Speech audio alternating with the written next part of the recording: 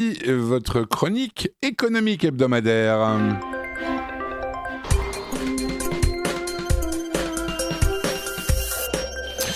Et dans cette chronique économique aujourd'hui, eh bien, nous allons parler avec notre invité des conséquences économiques des événements au Venezuela et en Iran, mais pas seulement. On va aussi parler et on va aussi s'interroger de pourquoi les vaches israéliennes ont bloqué les routes. Et notre invité, comme chaque semaine à 7h45 le mercredi dorénavant, c'est Daniel Guggenheim, économiste, professeur également en économie. Lise, je vous laisse parler de tout cela avec lui. Lise, avec votre micro, ce sera probablement plus pratique. Daniel Guggenheim, bonjour.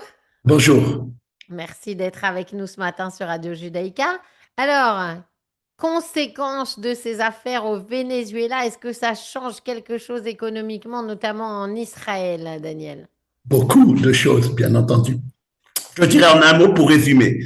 La prime de risque d'Israël a beaucoup baissé. La prise de risque de l'Iran et du Venezuela a beaucoup augmenté si déjà ils en avaient besoin. Et donc, qu'est-ce qui s'est passé après ça? D'ailleurs, je me suis rappelé que la semaine dernière, je vous avais dit que pour la première fois, Israël n'avait pas de bourse le dimanche. Et là, ça aurait été intéressant, parce que ça s'est passé pendant le week-end, de savoir quelle aurait été la réaction de la bourse israélienne avant tout le monde.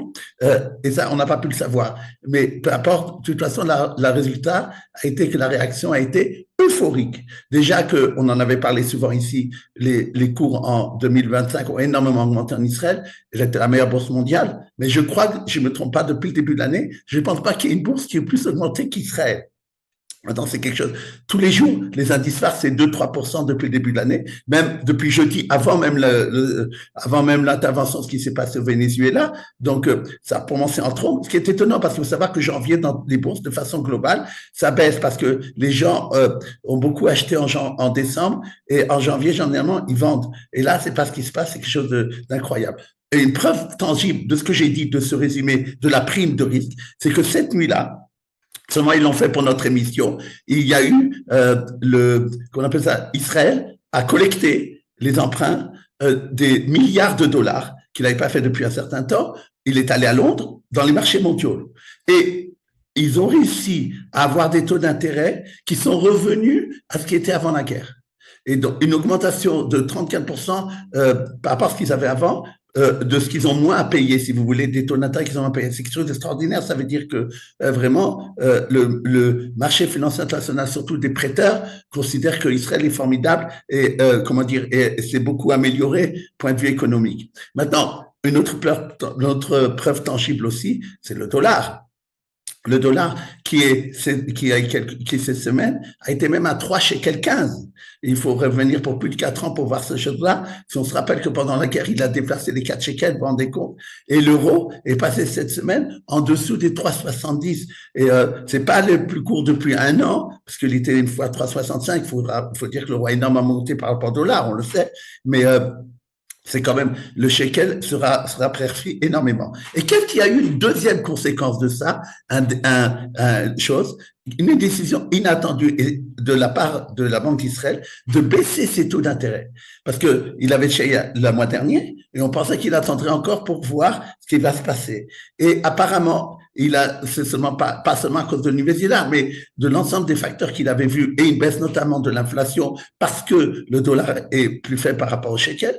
Il veut aussi peut-être mais disons, freiner la force du shekel qui peut être impressionnante et dépasser un dollar peut passer en dessous de 3 shekels. Ça pourra poser des problèmes. Alors, il a baissé encore de 1/4%. Et maintenant, le taux de la Banque d'Israël est à 4%. Maintenant, lui-même, il a dit qu'il pense que dans l'année prochaine, en 2026, on baissera encore 2 fois. Et donc, la plupart des gens estiment, des économistes, que l'année prochaine, en fin 2026, on arrivera à un taux de la Banque d'Israël à 3,5%, ce qui est très, très satisfaisant, ce qui est, bien entendu, ce qui était même avant la guerre, etc. Et donc, ça aidera à l'économie. Et lui-même a dit, je révise en haut, la Banque d'Israël, à cause de ce qui vient de se passer, a révisé en haut ses prévisions pour l'année 2026.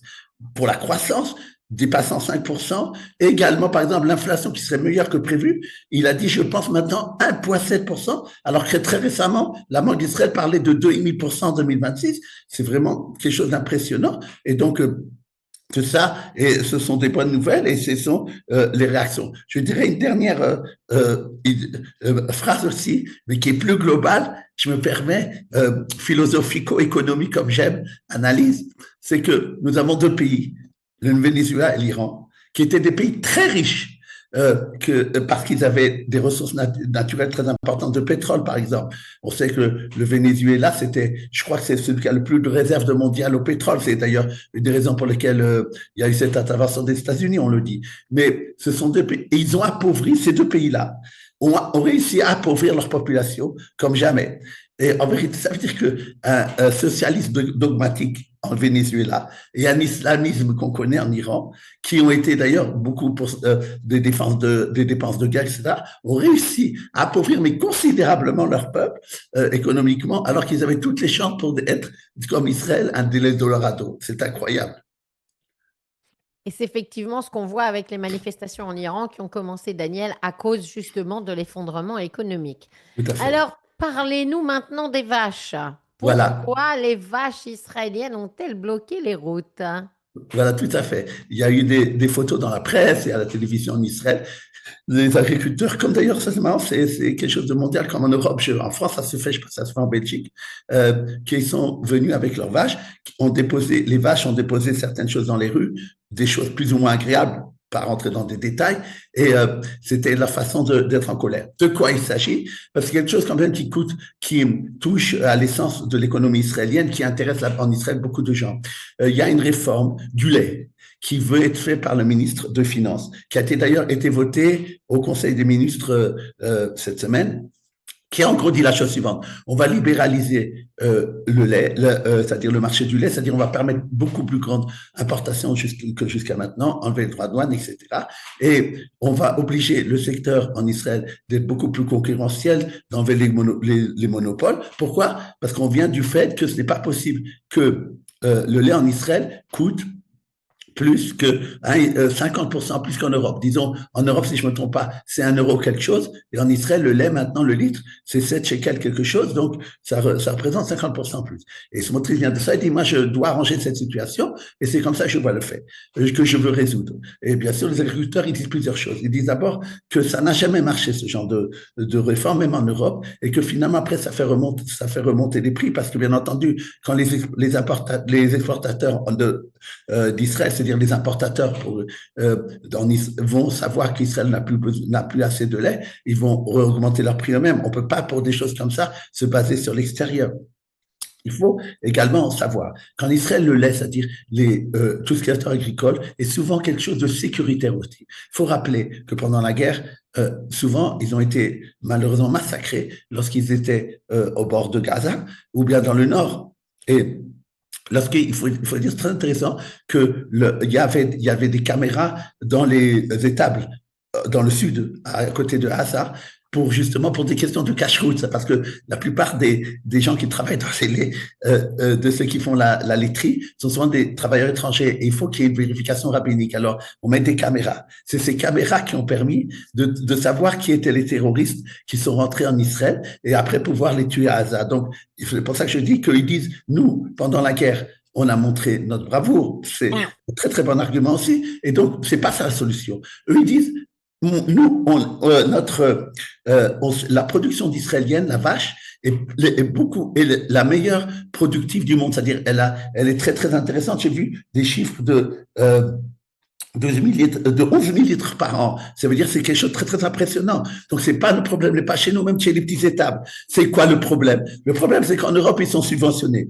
Et ça coûte très cher de plus en plus le manger pour les animaux parce qu'il y a le dérèglement climatique. Ce que doit faire Israël, c'est très simple. Le gouvernement doit subventionner l'agriculture comme il subventionne d'autres secteurs qui sont des secteurs vitaux, comme on le fait dans les autres pays, pour justement garder une bonne agriculture qui se modernisera. Et si vous nous subventionnez, nous, on n'a pas d'intérêt de faire payer cher notre lait. Et peut-être aussi, ils disent, de permettre beaucoup plus le rapport entre les producteurs et les acheteurs, les consommateurs directs.